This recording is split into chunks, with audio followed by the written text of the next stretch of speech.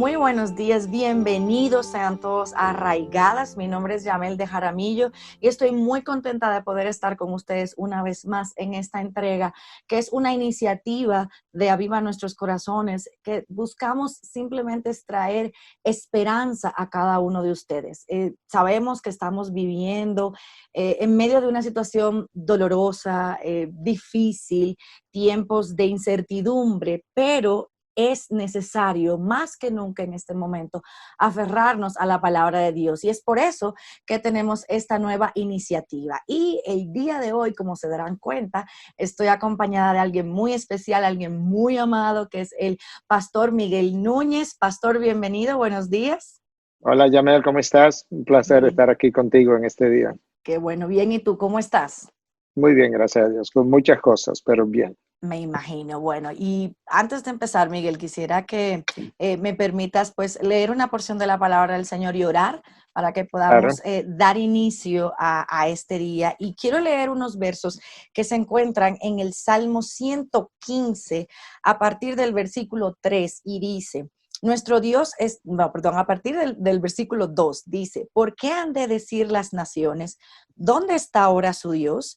Nuestro Dios está en los cielos y Él hace lo que le place. Así que les Amén. invito a que oremos antes de empezar. Señor, gracias. Gracias, Padre, por esta oportunidad de poder estar aquí una vez más, Señor, poder compartir de ti, Señor, de lo que tú tienes que decirnos y a la vez también poder recibir esperanza, Señor, y poder recibir aliento y guianza de parte tuya, Señor, a través en este día del pastor Miguel Núñez. Y damos muchas gracias, Señor, por él, por su vida y por su ministerio. Y te pedimos que tú lo uses grandemente en el día de hoy para poder traer aliento a cada uno de nosotros. Te lo pedimos, Señor, en el nombre de tu Hijo Jesús. Amén. Y Amén. bueno, para los que no saben, si no lo saben, el pastor Miguel Núñez es médico infectólogo, ¿verdad? Corrígeme, si Así no es, meto ahí, te cambio de profesión. de especialidad. Y bueno, Okay. queríamos pues compartir contigo no solo como pastor, sino también como médico, ya que definitivamente hay un miedo global. Eso es indiscutible y sobre todo ver cómo nosotros, como la iglesia, entramos en esta dinámica, ¿no? Y bueno, para empezar pienso y pregunto, Miguel, en este momento, ¿dónde estamos con esta pandemia? Desde la perspectiva médica, ¿hacia dónde vamos? Eh, las curvas, cuando tú entiendes que específicamente para Latinoamérica empezaría a subir, o sea, todas esas son preguntas que yo sé que mucha gente se hace y no sé, hasta cuándo quizás pudiera durar esta pandemia. Claro. Bueno, definitivamente es una pandemia versus lo que sería una epidemia. La diferencia entre una cosa y otra es que la epidemia usualmente tiene que ver con una región donde ocurre un brote de alguna enfermedad infecciosa, infectocontagiosa. Cuando esa enfermedad pasa a más de 3 regiones, se habla ya de 3 regiones o más, se habla de una pandemia. En este caso, el virus ha llegado a todo el mundo. De hecho, vi un reporte reciente que en una tribu muy recóndita del Amazonas, el virus se había llegado. O sea que hay 210 países que han reportado oficialmente la presencia del coronavirus, algo que comenzó en China en diciembre del año pasado, 2019, la provincia de Wuhan, hoy está en el mundo entero. Entonces, obviamente nosotros estamos un poco atrás de la curva que hizo China en un principio y de la curva que está haciendo Estados Unidos y que hizo España e Italia, quizá por un par de semanas. Los picos van a variar de país a país, aún no solamente de región a región, pero de país a país. Pero nosotros probablemente nos faltan entre 2 a 4 semanas en Latinoamérica para hacer ese pico. No creo que estamos ahí. Si visualizamos una montaña, creo que pasamos un poco ya de la falda de la montaña, por así decirlo. Quizá estamos a mitad de la montaña, pero estamos todavía lejos del pico. Y obviamente, en la medida que el número de casos aumenta, aumentará el número de muertes. Pero lo que sí se ha mantenido más o menos estable es la mortalidad. La mortalidad En China, la mortalidad global para China fue como de un 4.7%. Sin embargo, fuera de Wuhan, la mortalidad de China se calculó en un 0.7%. De manera que el virus no fue tan letal fuera de Wuhan como lo fue en la provincia de Wuhan. La mortalidad al día de hoy está como en un 6%, lo que implica que de cada 100 personas, 6 van a morir. Pero ese número está muy elevado por encima de la realidad. No por mal reporte, sino que hay muchos pacientes que están asintomáticos, que no se le están haciendo pruebas. Otros que tienen algo de síntomas, pero no se han ido a hacer ninguna prueba porque no se sienten tan mal. Y esa es la mayoría. De hecho, el 95% de los pacientes van a presentarse con síntomas considerados ligeros. Y un 20 a un 50%, dependiendo de la región, probablemente no tengan ni siquiera síntomas. Todos esos pacientes que no están diagnosticados debieran ser parte del denominador a la hora de calcular, de hacer el cálculo. Eso bajaría la mortalidad significativamente. O sea que es posible que la mortalidad termine siendo la mortalidad real entre un 2 y 3%. Eso yo creo que nos ayuda a digerir un poco, porque eso implica que de 100 pacientes que yo tenga, el 98 o 97 de ellos van a sobrevivir. Porque la gente tiene una idea en este pánico, que si me dio COVID yo me morí. Y realmente Y no eso es es así. importante que lo menciones, porque eso te iba a decir, es tan, o sea, escuchándote, veo que es increíble la desinformación, o yo diría el exceso de información que tenemos allá afuera. Entonces, me encanta que tú puntualices eso, porque como tú dices, me dio COVID, me morí. O sea, ya eso es como una sentencia de muerte Exacto. en ese sentido. Exacto. El 97, 98% de los pacientes que han adquirido COVID probablemente van a sobrevivir. Entonces, de esos pacientes que son admitidos y demás, hay un 95% de los pacientes, de los que hacen síntomas, que son considerados ligeros. Y hay un 5% que es el que me va a dar problemas. Y de ese 5% no necesariamente todos se van a morir. Hemos visto pacientes intubados y ser desintubados e irse a la casa. De manera que eso pone la enfermedad en perspectiva. El pánico no está justificado en términos estadísticos. El pánico no está justificado tampoco desde el punto de vista de cómo me va a ayudar. O sea, no hay nada en lo que el pánico pueda contribuir a bien. El pánico exagera la sintomatología del paciente, subjetiva o consciente o inconscientemente. Uh-huh. Al exagerar la sintomatología, engaña al médico, no voluntariamente, pero el Claro, médico se piensa que el paciente está mucho peor de grave. lo que realmente está. Ayer Uh-huh. yo hablaba con alguien que conozco muy bien y realmente en el teléfono estaba tose. Y yo estaba preocupado porque yo dije, bueno, por lo que estoy oyendo, la persona, yo debiera Está mandar a grave. la clínica ahora mismo. Sin embargo, es una persona que toma medicamentos que requiere y le dimos un tranquilizante y le dije, llámame en 2 horas. Y a las 2 horas ya me llamó, no tenía nada de tos y tenía una oximetría casi de 100%, que es una Mm, 98%, que es una oximetría normal para un sí, paciente. bien. Entonces, la ansiedad estaba produciendo un ataque de tos, que si yo no me percato de eso, me iba a confundir, la iba a mandar a la emergencia Exacto. innecesaria. Wow, impresionante. Y O sea Miguel, que, ¿y qué tú piensas entonces? ¿Qué podemos hacer ante tanta cantidad de información? O sea, yo sé que, digamos, los números y todo eso cambian así. Mientras así hablamos, van es. cambiando, ya sea aumentando o bajando. Entonces, ¿qué tú entiendes que nosotros podemos hacer ante esta avalancha de información que estamos recibiendo por segundos? Sí. Bueno, definitivamente que el pánico es mayor, déjame comenzar ahí, porque vivimos en la era de la tecnología Ujú. y estamos viendo la primera pandemia en vivo. Es como Claro. cuando vimos la guerra de Irak en vivo, que veíamos los aviones disparar misiles y los barcos disparar misiles, como tú lo veías antes en las películas. Eso fue en vivo, en la vida real. Bueno, en el mundo han habido una cantidad de pandemias desde el siglo II, hemos Oh, tenido wow. pandemias, que han matado en ocasiones 40 y 50 millones de habitantes. O sea, esta pandemia ni se parece en lo que va a terminar haciendo a pandemias anteriores. Ujú. En 1917, una pandemia del flu, eso fue el otro día, y mató 40 Prácticamente. 50 millones de habitantes. Y Wow. eso hace un poquito más de 100 años apenas. Ujú. O sea, no es tan remoto. La pandemia de la plaga bubónica en el pasado Oh, mató un tercio de la población mundial. Entonces, no estamos hablando de ese tipo de pandemia. Entonces, pero estamos viviendo una era tecnológica, entonces todo lo que pasa tú lo ves en vivo. Las estadísticas, como tú dices, están cambiando mientras hablamos y tú puedes entrar a esta página que se llama Worldometers y tú ves los números cambiar enfrente tuyo, porque eso es como está ocurriendo. Entonces, eso está agravando la situación. Nosotros tenemos casi 2 millones de casos aproximadamente de COVID y unos 120,000 y tantos muertos al día de hoy. Obviamente esos números van a seguir aumentando. Tu pregunta específicamente era ¿cuál es? Exacto, ¿cómo manejarnos la información, cómo manejarla? Bueno, hay 3 cosas que están ocurriendo. Primero, hay mucha información buena, pero es muy específica que el público general no puede digerir. Entonces se lleva una parte de la buena información y la distorsiona porque no la entendió, o no entendió otras cosas que estaban alrededor de la información, que eran requeridas para poder interpretar bien lo que se estaba diciendo. Eso por un lado.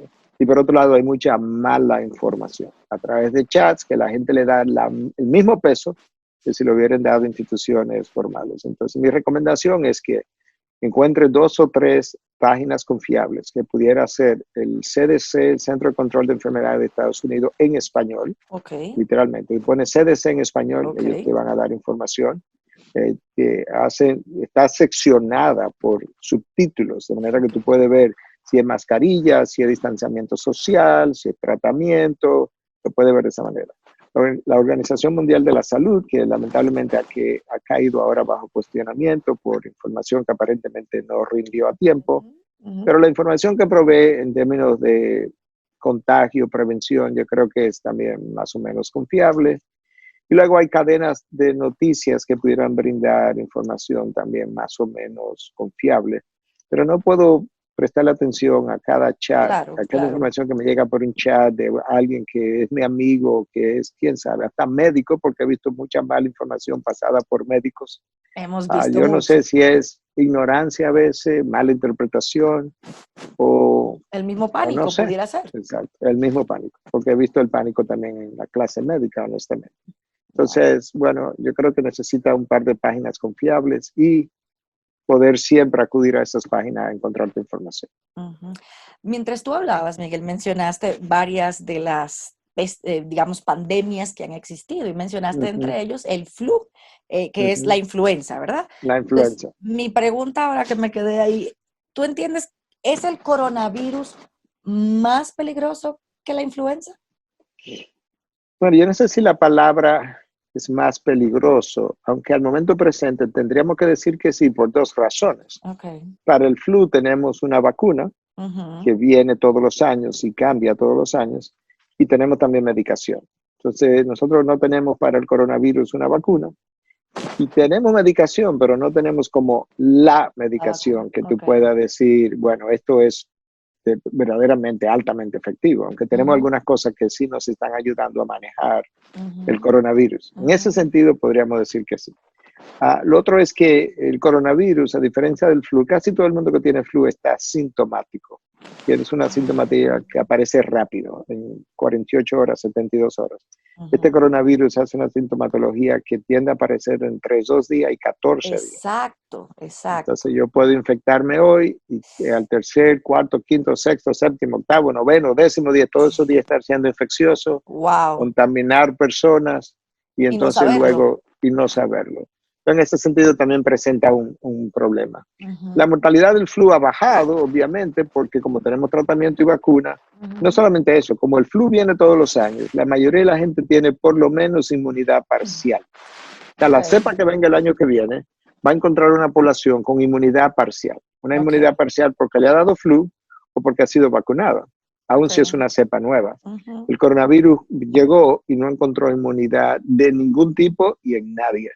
Entonces, en ese sentido, lo hace un poco más peligroso. En términos de la mortalidad, como dijimos, no es tan alta cuando tú la comparas con en realidad, COVID es la enfermedad. Exacto, el virus es el SARS. Terminado en D, la D de disease en inglés, es disease of coronavirus, COVID. Entonces, el virus es SARS, que es el síndrome respiratorio agudo, Ok, SARS-CoV de coronavirus 2, ok. para diferenciarlo del SARS-1, que ocurrió en Ujú, el 2012, ujú, en ujú. China también, cuya mortalidad fue de un 10%. Esto Oh, no es ni wow. cerca del 10%. Y para diferenciarlo del MERS, que ocurrió en el 2012, el otro Ujú, fue el 2002, 2003, este es el 2012 en ok. Arabia Saudita, el MERS, que fue el síndrome respiratorio del Medio Oriente, Middle East Respiratory Syndrome, Ok. pero fue un coronavirus. La mortalidad de ese virus fue de un 35%, o sea que uno de cada 3 pacientes moría. Wow. Gracias a Dios que el número de casos fue pequeño, 2.400 casos. Y en el SARS, como 8.000 y piquito de casos, comparado con 2 millones que Claro, nosotros claro, tenemos claro, ahora. claro. Entonces, esto es lo Wow. que está haciendo los números mucho más altos. Pero la mortalidad de aquellos virus fue muchísimo más No, alta que obvio. este coronavirus. Gracias a Impresionante. Dios que no es esa misma mortalidad. Gracias a Dios. Y Imagínate esta no. pandemia Mm, con el mm, MERS con un mm. 35% de mortalidad. No O con un virus del ébola que tuvo una mortalidad de un 25 a un 90%, dependiendo de la región. Entonces, wow. gracias a Dios que es todavía un 2 a Claro, ¿no? 3%. Y es interesante pues conocer todos esos datos, porque te ayudan a poner las cosas en En perspectiva. perspectiva. Y, Bueno, y y hablando, por ejemplo, del flu, Jamel, ujú, Estados Unidos esperaba este año, entre octubre primero y final de marzo, que es lo que ellos llaman the flu season o la estación ujú. del flu, ellos esperaban entre 23.000 y 59.000 muertos.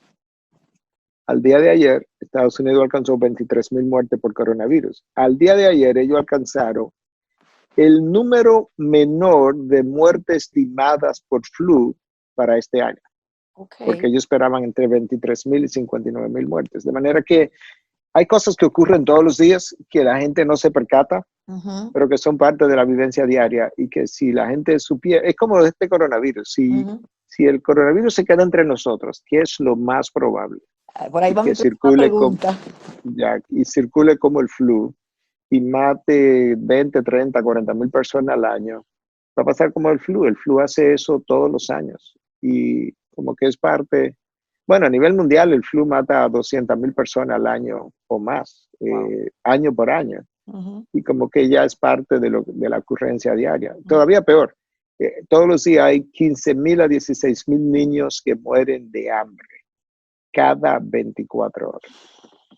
En el tiempo que nosotros hemos llegado a 120.000 muertes por coronavirus, murieron 1 millón y más de 1,5 millones de niños por hambre, por una cosa que no hay que inventarla para su cura, que Ujú, está creada y que es de bajo costo y que pudiéramos hacerla accesible. ujú. Arroz, habichuela, Claro. leche, algo de Ujú. carne, algo de proteína. Y así viven 2 billones de personas con menos de Impresionante. $1 al día. O sea, son estadísticas del día a día que la gente Ujú. desconoce, que el mundo se ha hecho sordo a esas realidades y ahora como que despierta un poquito a una realidad menor, pero hay una sola diferencia y es que el hambre a mí no me afecta, ni afecta a mis hijos. Este coronavirus me afecta a mí o puede afectar a mí y a mis hijos. Entonces eso prueba que hemos sido más ciudadanos de mi propio mundo que ciudadanos del mundo donde Dios nos puso a vivir. Así Y es. yo creo que una de las cosas Impresionante. que esta epidemia está haciendo es abrirnos los ojos a la realidad del mundo caído en el que nosotros vivimos.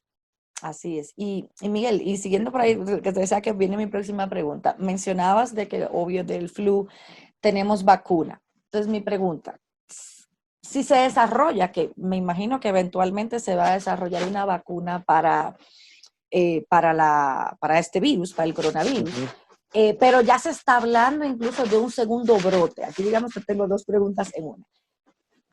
¿Puede existir un segundo brote que entonces cuando esté esa vacuna no funcione o valdría la pena either way, o sea, de cualquier forma, vacunarnos contra el coronavirus? So, ¿Qué opinas bueno, tú de eso? varias cosas. La vacuna probablemente nos queden de 12 a 18 meses para desarrollar una vacuna. O sea, que Oh, vamos a tener wow. coronavirus por un tiempo. O sea, estamos resguardados en las casas ahora, pero eso no va a ser sostenible En el por tiempo. meses. Vamos a tener que vamos a tener que abrir la sociedad otra vez y asumir ciertos riesgos, lamentablemente, y ciertas pérdidas. Pero la sociedad no puede durar hasta el 31 de diciembre en sus casas porque la gente tiene que comer para sobrevivir. Eso por un lado. El impacto económico de esta pandemia va a ser, ya lo es, pero va a ser enorme y por varios años. Bueno, que es algo también a considerar. Pero volviendo a la pregunta de la vacuna, 12 a 18 meses, es posible que el coronavirus mute, en cuyo caso tendríamos que hacer como con el flu, y es preparar una vacuna nueva cada año. Hay algo que los virus tienen la capacidad de hacer, es mutar. Pero yo creo que con el tiempo mejoraría un poco la condición, porque cuando venga una cepa nueva, si es el caso, esa cepa va a encontrar por lo menos una inmunidad parcial, como pasa con el flu todos los años. Entonces ya la persona afectada no sería tan profundamente afectada. La vacuna también me prepara para, aunque no sea efectiva para el próximo año, pero me da una cierta inmunidad para esa nueva cepa. De hecho, es posible que en la actualidad existan ya 2 o 3 cepas distintas del coronavirus. De eso se está hablando en la comunidad científica. De manera que parece que ha habido cierta mutación al presente. Okay. Eso complicaría un poco el desarrollo de la vacuna. Eso te iba a preguntar, ¿tendrían entonces que ser varias vacunas de acuerdo a la cepa? No, tú podrías poner varias cepas en una misma vacuna. El virus, por ejemplo, la vacuna de la influenza de este año tenía la cepa H1N1 y tenía la cepa H1N5 también en la misma vacuna. Tú puedes hacer eso. Bueno. Eso es una opción.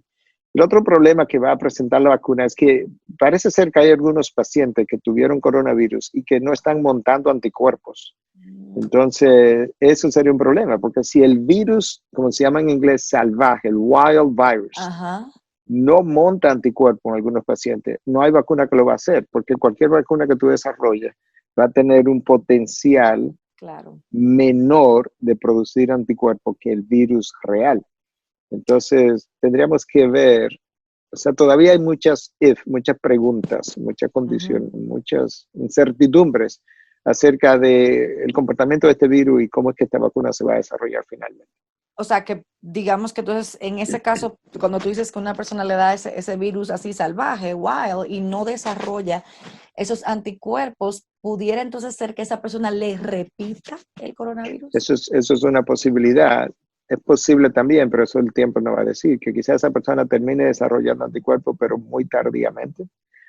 Y la otra posibilidad es que los anticuerpos no sean protectores. Por ejemplo, el virus del SIDA produce muchos anticuerpos, altas cantidades de anticuerpos, pero no son protectores.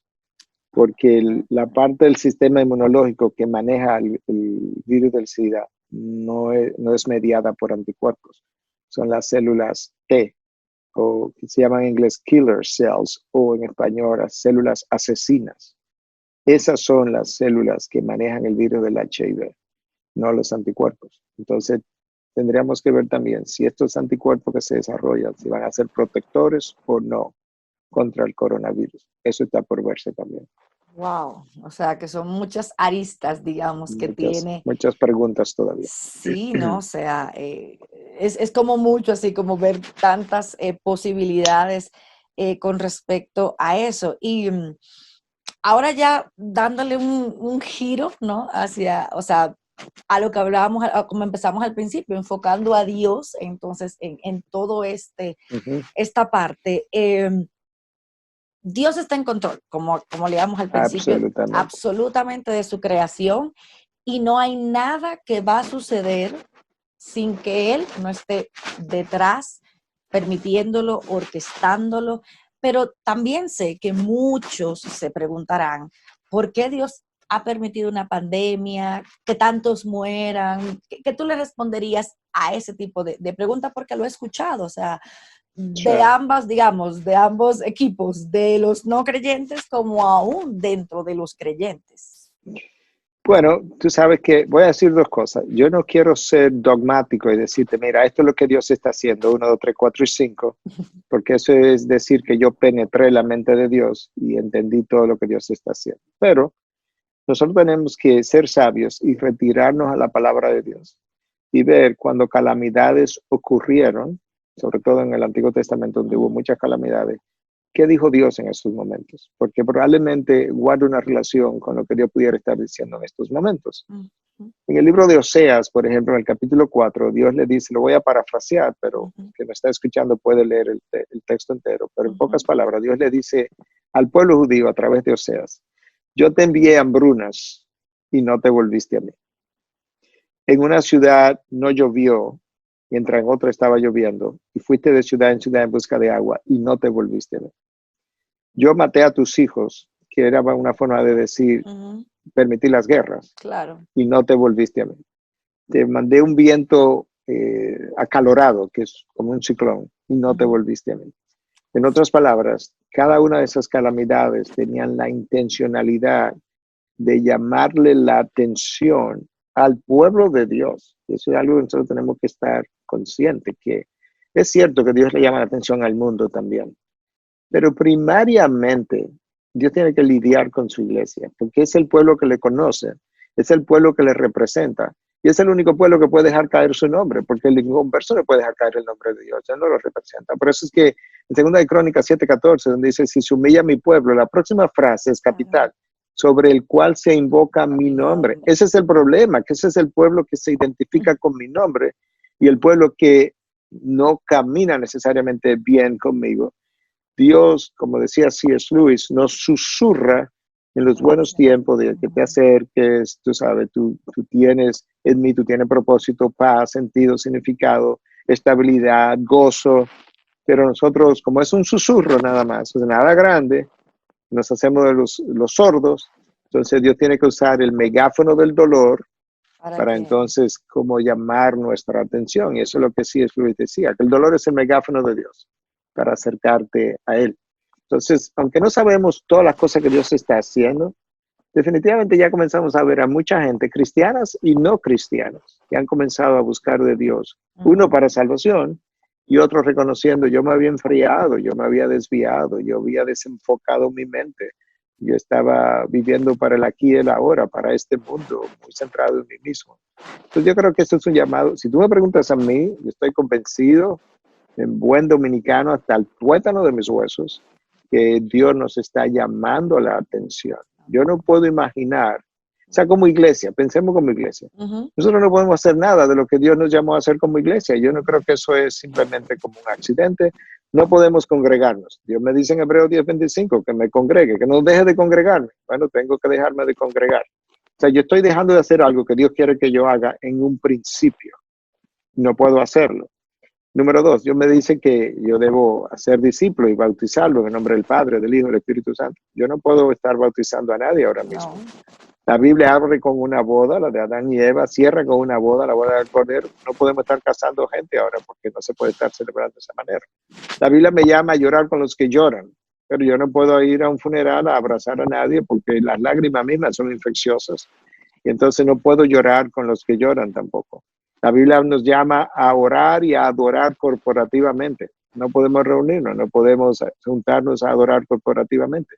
Las iglesias están cerradas. Me acuerdo de ese versículo de Malaquías 1:10, donde Dios dice, ay, si alguien me cerrara las puertas del templo. Dios estaba descontento con lo que estaba pasando en el templo. Y dice, sería mejor que me cierren el templo.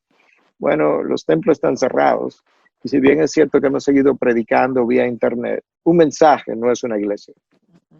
O sea, no podemos perder eso de vista. O sea, nosotros estamos predicando la palabra porque nadie va a amarrar la palabra. La palabra de Dios es inamarrable, por así decirlo. Amén. Pero nosotros no estamos siendo iglesia. Y no lo podemos ser porque ser iglesia es estar juntos. Hechos 2, Hechos 4, estaban todos unidos en un mismo espíritu, en un mismo corazón y compartían.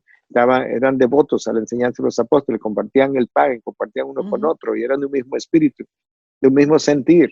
Nosotros no podemos hacer nada de eso hoy en día. Yo no creo que Dios está en los cielos cruzado de brazos diciendo, ay, qué pena, mi pueblo que no puede hacer nada de eso. No, yo creo que Dios está mandándole un mensaje a su pueblo donde le está diciendo, hay cosas de ustedes que no estaban bien, caminos que no estaban enmendados, y ahora yo estoy cerrando las iglesias y alejándolos y llamándolos de alguna manera al arrepentimiento para que vuelvan a mí. Si nosotros perdemos esta oportunidad, o como decía un pastor norteamericano de nombre Ray Orland, lo peor que nos puede pasar es salir de esta epidemia y volver a la normalidad, o sea, como business as usual, volver a lo normal, a lo tu mismo, vida cotidiana. Cotidiana. Eso es lo peor que nos puede pasar. Aquí hay grandes lecciones que aprender. Y realmente he tenido múltiples conversaciones con cristianos y no cristianos. Las lecciones han comenzado a surgir y hay gente que se está acercando. Le damos gracias a Dios por eso. Amén. O sea, para mí es asombroso mientras te escuchaba. Obvio, es el cristiano, más que nadie debe prestar atención a eso que tú acabas de decir dentro de lo que es el rol de la iglesia. Pero a la vez también pienso que, como tú dices, de alguna manera Dios ha enviado, o sea, ha sacado a las personas, cristianos y no cristianos, digamos, pero en este caso nos ha sacado de las iglesias, del templo, ¿no? De la coinonía que debe haber, y nos ha mandado a las casas. Entonces, incluso pensaba la Semana Santa que apenas acaba de pasar. Yo decía, es increíble, es la primera vez en toda mi vida, digamos, que una Semana Santa no se celebra como normalmente la celebramos en las iglesias. O sea, es algo impactante de eso, o sea, donde se supone que uno se reúne, recuerda el sacrificio de Cristo en la cruz, pero esta vez nos tocó en las casas. Nos tocó, o sea, digamos, fuera de lo que normalmente teníamos. Y como tú dices, o sea, no, definitivamente no estamos en este momento ejerciendo todas esas cosas que el Señor nos mandó en su Bueno, palabra a que pudiéramos hacer.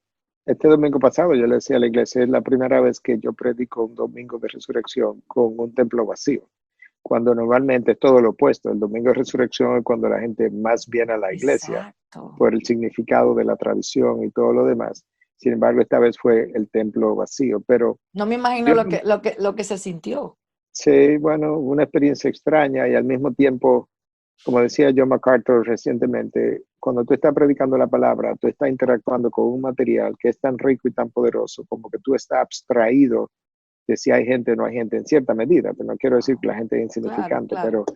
pero cuando el Espíritu de Dios tú está inmerso en la profundidad de la mente de Dios desplegada en su palabra, es como que tú te pierdes en ese mundo. Y bueno, tú te sientes que estás ministrando aunque el templo esté vacío. Ujú, ujú. Um, pero este domingo creo que fue que yo le decía a la iglesia, empujándolo un poco más allá, Dios no me mandó a retirarme simplemente a mi hogar, Dios me mandó a retirarme a mi interior, al interior de mi ser, que tú te encuentres ahí con Él y encuentres lo que no está bien en tu interior. Eso es un ejercicio que tiene que hacer cada individuo. O sea, yo no puedo hablar de esta cosa y pensar que yo estoy inmune y pensar que yo no tengo necesidad de retirarme a mi interior y pensar que si me retiro a mi interior yo no voy a encontrar cosas ahí que arreglar. No es verdad, eso no existe de Wow. este lado de la eternidad. De manera que cada uno de nosotros ha sido enviado a su casa primero, pero después que tú Ujú. estás en tu casa, al interior de tu ser, a ver qué es lo que está ahí adentro. Y como Dios le decía al pueblo judío en Deuteronomio 8, te saqué al desierto para humillarte, para probarte y para ver lo que había en tu corazón. Bueno, Amén. aquí en esta pandemia yo creo la misma cosa. Dios quiere humillar su pueblo, a probar su pueblo y ver que nosotros veamos lo que había en nuestros corazones. Miguel, y bueno, entonces pensando, a la luz pues de esta explicación y de ver, digamos, desde otra perspectiva, lo que ha sucedido con la iglesia. Entonces, ¿cómo puede la iglesia en este momento ser luz y esperanza para el mundo en el que estamos, donde digamos que no tenemos como ese impacto, ¿no? De que la gente pueda ir a las iglesias y todo eso? O sea, ¿cuál debería ser entonces la respuesta de la iglesia ante este trato de Dios? O sea, aparte Bueno, de que sabemos que lo que tú dices de enfocarnos y mirarnos, pero ¿dónde queda nuestra salinidad en este momento? yo creo que la iglesia es la única institución debajo del cielo que tiene palabras para este tiempo. Amén. Este es un tiempo de dificultad, este es un tiempo donde la gente está con mucho temor y este es un tiempo de mucha desesperanza y tristeza para mucha gente. La palabra de Dios tiene respuesta para todas y cada una de esas cosas. En primer lugar, lo peor que el coronavirus puede hacerme es quitarme la vida. Pero si tú eres cristiano, tú tienes que entender lo que Pablo dijo, que para nosotros el morir es ganancia. O sea, yo voy a entrar a otra vida donde tan pronto yo cruce el umbral de la eternidad, ya no habrá más virus, pero habrá más vida. Entonces, Cristo conquistó la muerte para mí y la palabra de Dios me dice en Romanos 8, algo que yo citaba al final del sermón del domingo pasado, es que Dios puso en nosotros el Espíritu que levantó a Cristo de entre los muertos. El poder del Espíritu, ese poder vive en mí. Y ahí en Romanos 8 me dice la palabra, alrededor del versículo 14, que todos los que somos hijos de Dios somos guiados por ese Espíritu y que Dios no me dio ese Espíritu para que vuelva al temor, dice el texto. Entonces, eso es parte de lo que la iglesia tiene que mostrar. La iglesia tiene que mostrar que está confiada en este momento, en que tiene un Dios que no simplemente hace lo que le place, porque eso así solo pudiera sonar como me da la ganario, decimos nosotros en nuestro país, como que me da la gana. Sí. No, es un Dios que ciertamente hace lo que le place, pero lo que le place es lo que le trae gloria, y lo que le trae gloria a él es lo que beneficia al hombre y le trae gozo al hombre. De manera que, gloria a Dios, que él hace lo que glorifica su nombre. Es un Dios que está en control de cada virus, de cada molécula, de cada átomo, de cada vida. Dios me dice que yo no puedo agregar una hora a mi existencia con preocuparme. Todos mis días están contados. De hecho, el número de personas que va a morir del 1 de enero del 2020 al 31 de diciembre del 2020 es el mismo número de personas que iba a morir antes de que el coronavirus llegara. Lo único que ha cambiado es que ahora yo sé quiénes son los que están muriendo. Y número dos, que ahora yo sé también la causa de la cual muchos iban a morir. Wow. Pero cada persona que muere tenía sus días contados por su creador. Y qué bueno que mi vida no depende de mí, sino que depende de quien me creó, que con una voluntad que es buena, que es agradable, que es perfecta. De manera que el cristiano debe estar predicando la verdad, viviendo la verdad, reflejando la verdad, inyectando paz o viviendo en paz, inyectando esperanza, mostrándole al hombre cuál es la fuente de esa esperanza. Nos vamos a entristecer, pero no como aquellos que no tienen esperanza, como decía Pablo.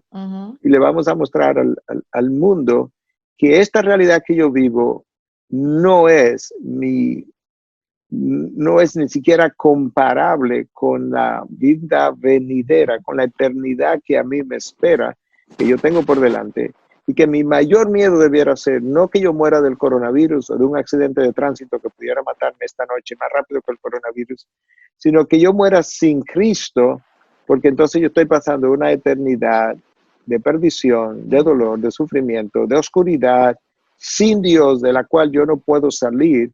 Con razón, Cristo decía, no le tenga miedo a quien te puede quitar la vida física, la vida humana, la vida del cuerpo. Más bien teme a aquel que puede quitarte la vida, tanto la vida física como la vida del alma, que te puede enviar a la condenación. En este caso es Dios a quien yo debo temer más que otra cosa. Y el virus más mortal infectó toda la raza humana, que es el virus del pecado. Así es. A ese es el virus que yo tengo que temer, más que al coronavirus o cualquier otro virus que haya venido en el pasado, cualquier otra pandemia.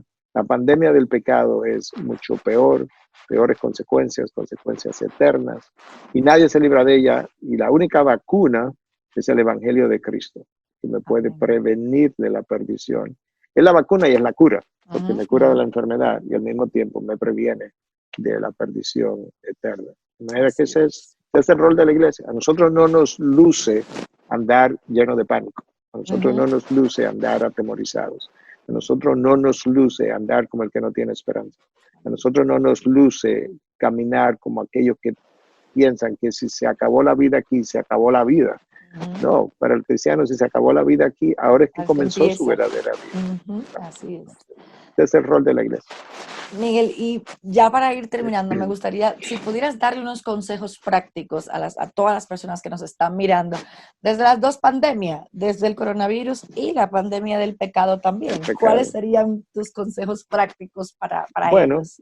En cuanto a la parte médica, comenzando por ahí, hay instrucciones que se han publicado, que se han incluso legislado para que sirvan de protección. Entonces, el distanciamiento social es importante, de manera que cuando los países decretan algunos días de lo que nosotros llamamos toque de queda o quédate en casa de ciertas horas del día, eso es bueno porque eso va a disminuir la transmisión y va a ayudar a aplanar un poco la curva, de manera que todos estos casos, si yo tengo 50,000 casos que se me presentan en una semana, eso es muy difícil de manejar.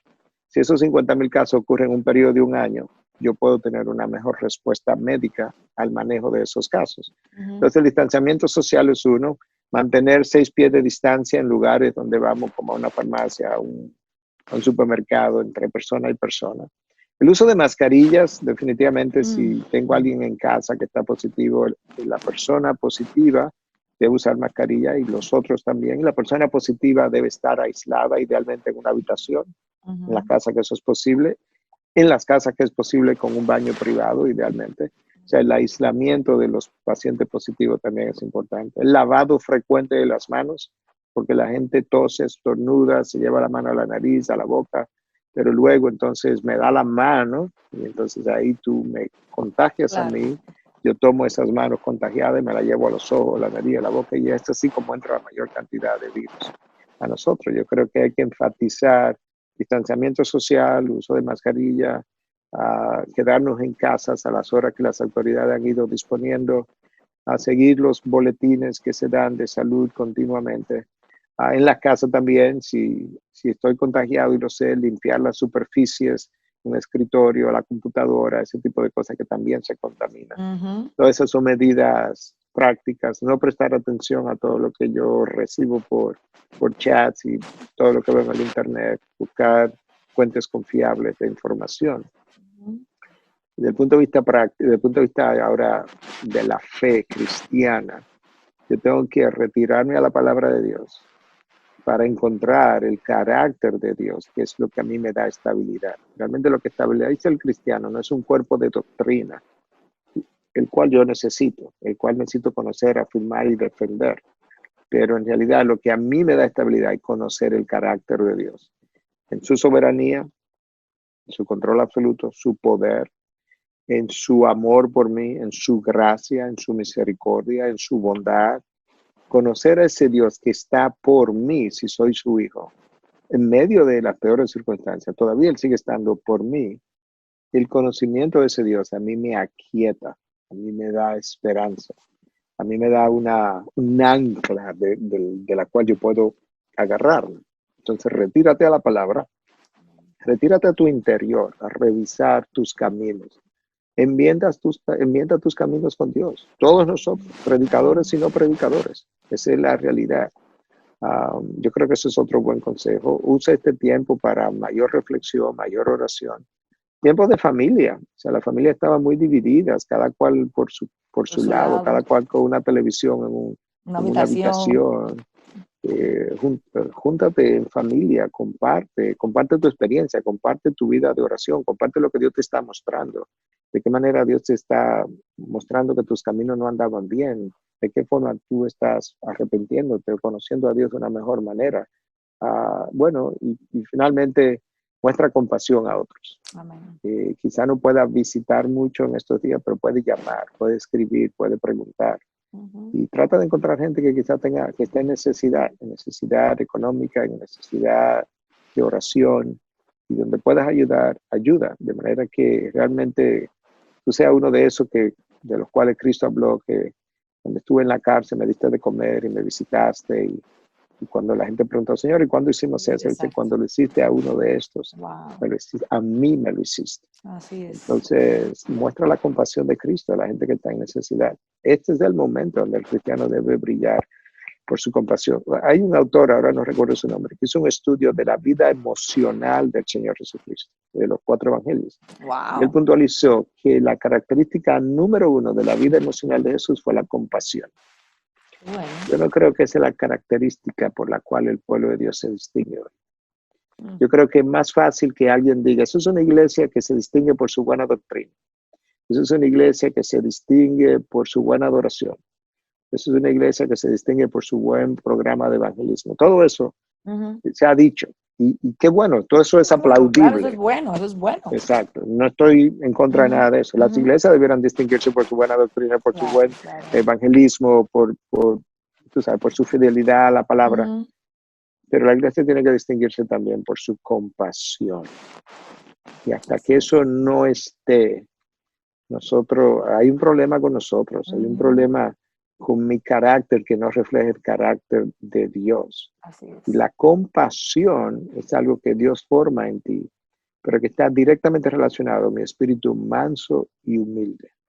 Personas no mansas no son compasivas. Personas no humildes no son compasivas. Wow. La compasión es un fruto de la humildad de espíritu. Es un fruto de la mansedumbre. Es como que la humildad y la mansedumbre es interna y la compasión es externa. Es lo que yo muestro como resultado de lo que yo soy en mi interior. Eso tiene que salir en esta pandemia. O sea, nosotros los médicos tenemos que estar, los médicos cristianos, tenemos que estar como puntas de lanza ahí tratando de asistir al enfermo, orando con el enfermo, inyectando esperanza, trayendo el evangelio. Nosotros no nos luce quedarnos en la casa. El día pasado un médico me llamó para que viera un paciente con COVID que estaba chocado, iba para intensivo, entubado. Él me dice, mira Miguel, tú tienes más de 60 años, tú eres diabético, si tú quieres no venga, simplemente dime qué hago con él. Y yo dije, fulano, no, yo tengo que ir porque esos pacientes ahora que nos necesitan. Y yo tengo que encomendar mi vida al Señor, y mi seguridad al Señor.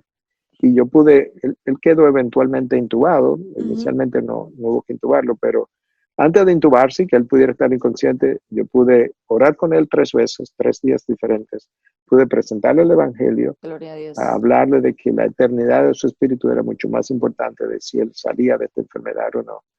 Y eso lo permitió estar ahí. ¿Tiene un riesgo? Sí, pero el policía tiene un riesgo, el bombero tiene un riesgo, el que va a la guerra a defender su país tiene un riesgo. Hay profesiones que vienen con sus riesgos inherentes. Y el pastorado tiene riesgos, y altos, pero ese es tu llamado. Ser el Mesías tuvo un riesgo y terminó en la cruz. Ser el discípulo de Cristo tuvo un riesgo y terminaron martirizados. Eso es como la vida es. No se trata de mí, no se trata de mi conveniencia, no se trata de mi salud, no se trata de mi comodidad, no se trata de mi evitación del dolor, se trata de la gloria de Dios a quien yo represento, independientemente del costo. Ya el costo que se pagó por mi vida es muy superior al que yo pudiera pagar ahora para vivir para el Señor que me compró. De manera que es un tiempo precioso. Esta es la hora de la iglesia. Esa es mi frase favorita hoy en día. Esta es la hora de la iglesia brillar. Wow. Que Dios nos ayude a poder hacer eso. Amén. Bueno, Miguel, gracias de verdad por este tiempo de compartir con nosotros. Y me gustaría que tú pudieras cerrar orando Claro, por no. este tiempo y bueno, que el Señor también te siga usando como te ha usado hasta ahora. Bueno, gracias. Y gracias a ti. Y perdóname si hablé mucho, pero... No. Tranquilo cuando tú combinas la medicina y mi Dios, esas cosas son como pólvora. Qué bueno, ¿no? Y qué bueno porque es para la bendición del pueblo de Dios. Así que Bueno. Feliz de poder haberte escuchado y haber aprendido también bastante. Bueno, oramos. Padre, gracias por la oportunidad de haber conversado acerca de, más que de un problema médico, de haber conversado de la perspectiva bíblica. De tener una perspectiva por encima del sol, de algo que está pasando debajo del sol. Gracias que tú nos has dado tu palabra, que son nuestros lentes para ver la vida como la vida es y no como nosotros la experimentamos o la sentimos. Te pedimos que tú nos dé un espíritu manso, humilde, compasivo, de arrepentimiento durante esta pandemia y que la iglesia pueda brillar, que verdaderamente cuando se escriba la historia de este tiempo, si tú no vienes, si tu hijo no viene pronto, que se pueda decir en esta época, alrededor del año 2020, en esta década, la iglesia brilló como nunca antes había brillado, por el rol que jugó, no solamente al predicar la palabra, sino al vivir la palabra, a inyectar esperanza, a vivir en paz y al ser compasivo con aquellos que estaban en dolor y en necesidad. Padre, ayúdanos a reflejar quién tú eres. Para eso tú nos salvaste, nos trajiste de un mundo de tinieblas a tu luz admirable, para reflejar tus virtudes. Qué mejor tiempo de oscuridad para hacer brillar tu luz. Gracias una vez más por el privilegio de vivir en esta época donde tú estás haciendo grandes cosas a través del dolor y a través del sufrimiento. En el nombre de Cristo Jesús. Amén. Amén. Amén. Una vez más, gracias Miguel. Y bueno, ustedes también gracias por habernos acompañado el día de hoy. Así que los esperamos en una próxima entrega de Arraigadas. Así que bendiciones.